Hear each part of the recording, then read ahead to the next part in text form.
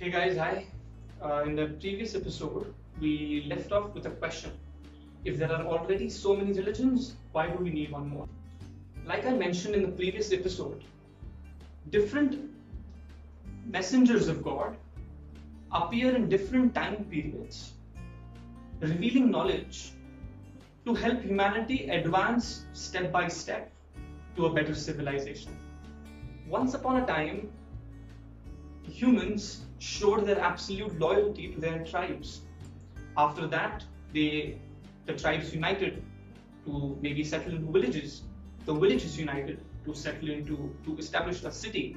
Cities united for city-states, states united to form countries, and so on. Baha'u'llah has now come to unite all religions and all nations into one.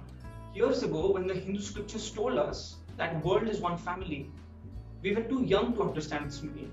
Lord Krishna now appears again in the form of Baha'u'llah. All the manifestations of the past return again in the form of Baha'u'llah to make world peace, to make lasting world peace a reality. There are countless issues which divide humanity.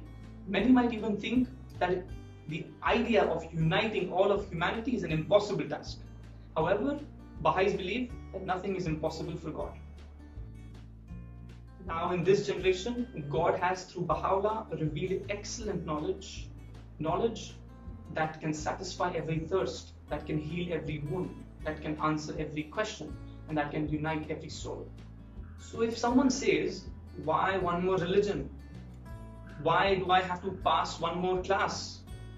Because there is still a lot more to learn. And who knows, by the time the next manifestation of God appears after a period of 1,000 years, maybe it will be time to talk about unity of two planets.